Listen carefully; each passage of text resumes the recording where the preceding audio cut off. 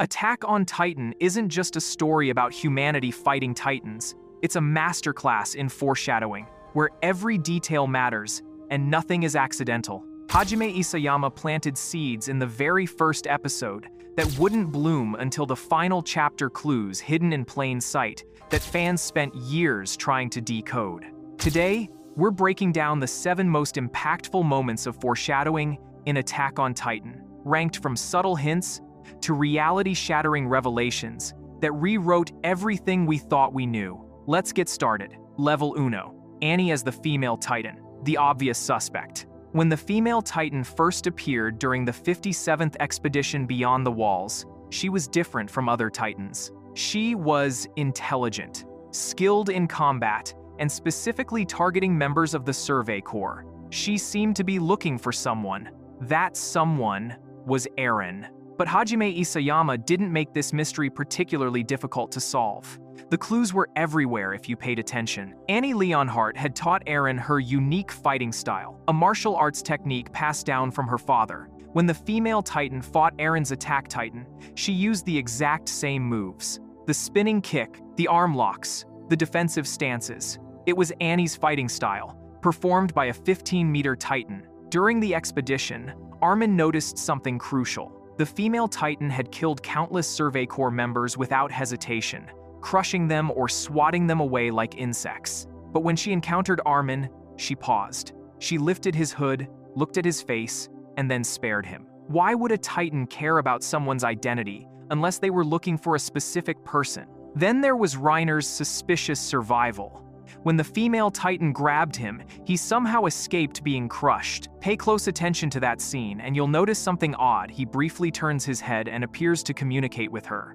There's even steam rising from his head afterward, a telltale sign of Titan healing. He was never in real danger because the female Titan knew exactly who he was. The reveal that Annie was the female Titan was shocking in the moment. But looking back, it wasn't meant to be an impossible mystery. It was Attack on Titan's way of teaching viewers to pay attention. Every detail matters. Every strange behavior has meaning. This was the series saying, if you think this is surprising, just wait. The impact of this foreshadowing was relatively contained. It revealed one traitor among the recruits and explained the female Titan's abilities and motivations. But it didn't fundamentally reshape the story or change our understanding of the world. It was a twist, but not the kind that makes you question everything you've watched. That kind of foreshadowing was still coming. Level 2. Reiner and Bertholdt, the warriors among us. If Annie's reveal was Attack on Titan teaching us to watch closely, then Reiner and Bertholdt's identities were the test. The Armored Titan and Colossal Titan, the 2 Titans who destroyed Wall Maria and kicked off the entire story, had been living among the main characters since the beginning. The foreshadowing was brutal in hindsight.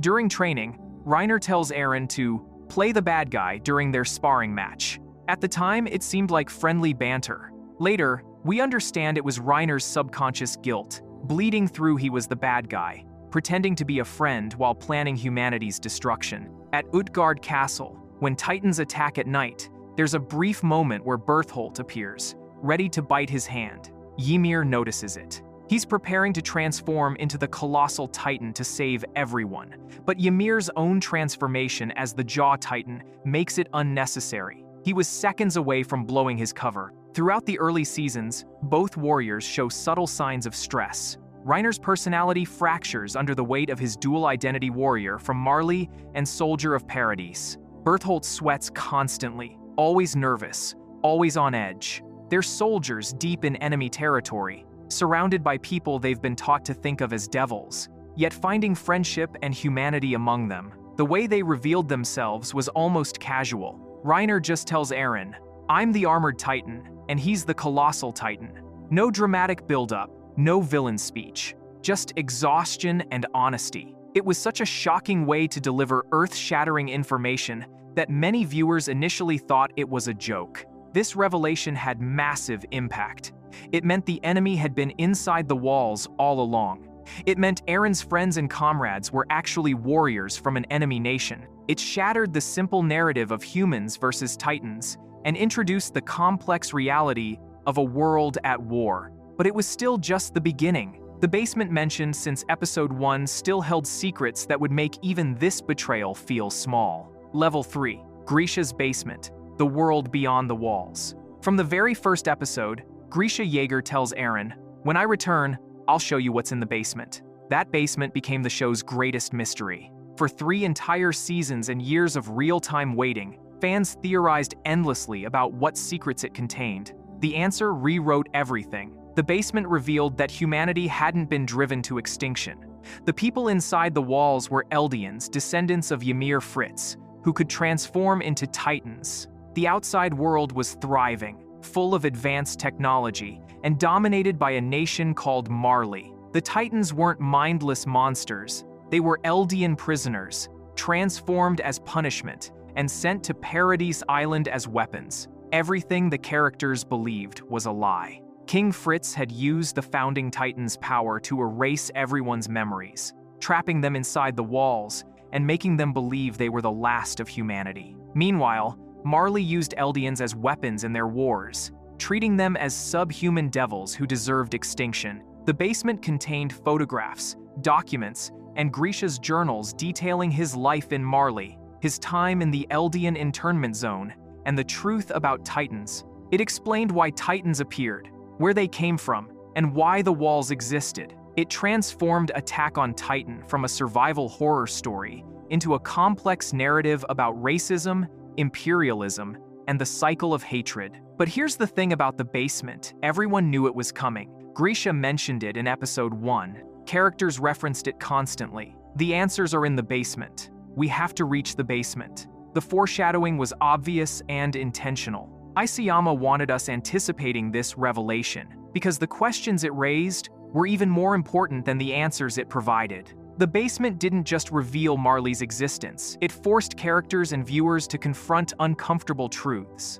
Eren and his friends weren't simply victims fighting for survival. They were part of a race that had once ruled the world through Titan power, committing atrocities for 2,000 years. Marley's hatred of Eldians, while extreme, had historical basis. There were no simple good guys or bad guys, only people trapped in cycles of violence. The impact was enormous. It fundamentally changed the show's genre, tone, and scope, but it was also expected. The basement was always going to be important. The real genius of Isayama's foreshadowing wasn't in the mysteries. Everyone noticed it was in the details nobody saw until it was too late. Before we move on, make sure to subscribe if you're enjoying this breakdown. Level 4. Season 2's ending, spoiling the rumbling before we knew. Season 2's ending credits are legendary among Attack on Titan fans for one reason: they literally spoiled the show's biggest events before anyone understood what they were watching. Set to a hauntingly beautiful song, the ending animation shows a series of surreal, disturbing images that seemed like abstract art at the time. Looking back after finishing the series, every single image was crucial foreshadowing. The animation shows the rumbling, massive, colossal titans marching across the continent, crushing everything in their path. At the time, viewers had no idea what this meant. The wall titans hadn't been explained yet. The concept of the rumbling as Paradise Island's ultimate weapon didn't exist in the narrative, but there they were, shown in plain sight, destroying the world. Even more shocking was the depiction of Ymir Fritz's story. The ending shows a young girl in chains, serving a king. It shows her daughters being forced to consume something horrific, their mother's body. This was the origin of Titan powers, the moment when Ymir's power was divided among her 3 daughters, creating the 9 Titans. But Season 2 viewers didn't know about Ymir Fritz yet. They didn't understand the significance of this imagery. The animation also shows Eldians being transformed into Titans, the punishment that Marley inflicts on their enemies. It shows the formation of the walls. It shows Historia and Ymir reaching toward each other, but never quite touching, foreshadowing Ymir's sacrifice when she returns her Titan power to Marley and dies. Every major revelation from later seasons was depicted in this 2-minute ending sequence. What makes this foreshadowing so impactful is that it was hiding in plain sight. Millions of people watched this ending every week during Season 2's airing. They saw the colossal titans. They saw Ymir's story. They saw everything, but without context. It just looked like creepy, artistic imagery. It wasn't until Season 4 that fans realized they'd been watching spoilers for years. This is peak Isayama. He didn't just hint at future events, he showed them explicitly, knowing viewers wouldn't understand until much later. The ending credits weren't subtle foreshadowing, they were a challenge. I'm going to show you exactly what happens, and you still won't see it coming. The impact of this foreshadowing is massive because it proves the entire story was planned from the beginning. These weren't last-minute plot twists. They were carefully constructed narrative threads that Isayama laid down years in advance. When fans rewatched Season 2 after finishing the series, they realized they'd been warned about everything. They just didn't know how to interpret the warnings. Level 5. Eren's rage and desire for freedom, the monster within. From the very first episode, Eren Yeager had one defining trait, an overwhelming desire for freedom, coupled with murderous rage toward anything that threatened it. "I'll kill them all," he declares about the Titans. Every last one. At the time, it seemed like typical shonen protagonist determination. Looking back, it was a warning about who Eren would become. During Season 1's finale, Eren fights Annie's female Titan in the Stohess district. After getting beaten down repeatedly, something inside him snaps. He enters a berserk state, completely abandoning defense or strategy. He just attacks, ripping, tearing, and crushing until Annie's Titan is destroyed. The look on his face isn't heroic, it's terrifying. He's not fighting to protect anyone in that moment. He's destroying because he wants to. The foreshadowing continues in Season 3, when the Survey Corps reaches the ocean for the first time. It should be a moment of pure triumph. They've finally reached the world beyond the walls. But Eren barely celebrates. Instead, he stares across the water and asks Armin, "If we kill all our enemies over there, will we finally be free?" The question hangs in the air, unanswered but deeply troubling. Every major fight shows this pattern. Eren doesn't just want to win, he wants to destroy. When he fights the armored Titan, he abandons technique in favor of brutal force. When he encounters enemies, he doesn't hesitate or show mercy. This isn't just about protecting humanity. There's something darker driving him, something that sees freedom as only achievable through absolute violence. In Season 4, this trait defines his entire character arc. Eren doesn't become a villain. Suddenly, he becomes what he always was when pushed to the extreme. His desire for freedom was always absolute, and his willingness to destroy anything in his path was always there. The early seasons showed us who Eren was. We just didn't want to believe a protagonist could become what he became. The speech he gives to Reiner during the declaration of war says it all. "I'm the same as you," he tells the man who destroyed his hometown, and he means it. Both of them are willing to commit atrocities for their people's sake. Both of them see violence as the only path forward. The difference is scale. Reiner destroyed one wall, while Eren plans to destroy the entire world. This foreshadowing is devastating because it means Eren's character didn't change, we just finally understood what was always there. Every time he said he'd kill all the Titans, he meant it absolutely. Every time he talked about freedom, he meant freedom at any cost. The warning signs were constant, but we interpreted them as heroic determination instead of dangerous obsession. The impact of this foreshadowing is profound because it challenges everything about how we view protagonists. Eren isn't corrupted by power or mind-controlled into villainy. He makes conscious choices based on the exact same personality traits that made him seem heroic in Season 1. The seeds of the rumbling were planted in Episode 1, we just needed 10 years of story to watch them grow. Level 6. Eren Kruger's words. Save Mikasa and Armin. During Season 3, Episode 21, we witness Grisha Yeager's past in Marley. He's about to inherit the Attack Titan from Eren Kruger, also known as the Owl. This is a crucial moment, the passing of Titan powers from one warrior to another. Kruger tells Grisha he must infiltrate the walls, find the founding Titan, and restart Eldia. Then he says something impossible. If you want to save Mikasa and Armin, you have to carry out your mission to the end. Both Grisha and Kruger freeze. Mikasa and Armin are people who won't even be born for decades. Grisha has never heard these names. Kruger doesn't know why he said them. Whose memories are these? He wonders aloud, confused by his own words. This single line of dialogue rewrites everything we know about Attack on Titan's power system. It reveals that the Attack Titan has a unique ability. It doesn't just let users see memories of previous inheritors. It lets them see memories from future inheritors. Time for the Attack Titan flows both directions. Kruger is seeing Eren Yeager's memories, decades before Eren is even born. The implications are staggering. Every Attack Titan user can potentially see the future. That means Eren, from the moment he inherited the power, has been operating with knowledge of what's coming. Every decision, every action, every moment of hesitation, all of it could be influenced by memories he shouldn't have yet. This also means that the future influences the past through the Attack Titan. Eren's memories reach backward in time, affecting decisions made by previous users. Kruger telling Grisha to save Mikasa and Armin isn't random. It's Eren's future memories, ensuring that the timeline progresses exactly as it needs to. Everything is connected through paths, the invisible dimension that links all Eldians across space and time. The scene proves that Attack on Titan operates on a fixed timeline. There's no changing the past or preventing the future. Everything that will happen has already happened from the perspective of paths. When Kruger sees Eren's memories, those memories are already set in stone.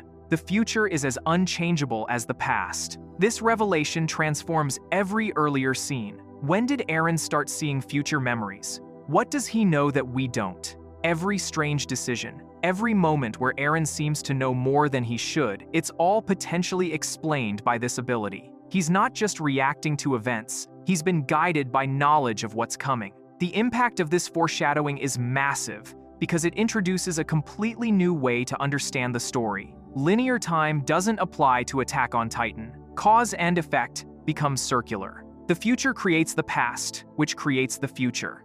It's a time loop without the ability to break free, and Eren is caught at the center of it. When fans realized what this meant, they went back and rewatched the entire series, looking for moments where Eren might be acting on future knowledge. Every scene gains new meaning. Every decision becomes questionable. Is this Eren making a choice? Or is this Eren following a script written by his future self? This level of foreshadowing doesn't just surprise viewers. It fundamentally changes how the story works. It transforms Attack on Titan from a tragedy about humanity's struggle for survival into a predestination paradox, where the ending was determined before the beginning even started. Level 7. See you later, Eren. The dream that predicted everything. Before we meet any characters, before we understand anything about the world, Attack on Titan opens with Eren waking up from a dream. He's crying. Mikasa asks what's wrong, and he says it feels like he just woke from a very long dream. In the manga, the dream is simple, an older Mikasa with shorter hair, saying, "See you later, Eren."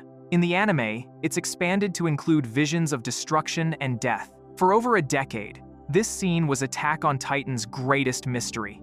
How could Eren, who didn't have Titan powers yet, see memories? Why was Mikasa older? What did "see you later" mean? The first episode is titled "To You, 2,000 Years From Now." The final arc features a chapter titled "From You, 2,000 Years Ago." These aren't just poetic, they're literal descriptions of how time works in this story. The truth is revealed in the final chapters. The dream Eren had in episode 1 was a memory from the future, specifically from the moment of his death. When Mikasa kills Eren to stop the rumbling, her last words to him are, "See you later, Eren." The adult Mikasa from the dream is the Mikasa who ends his life. Eren saw his own ending before his story even began.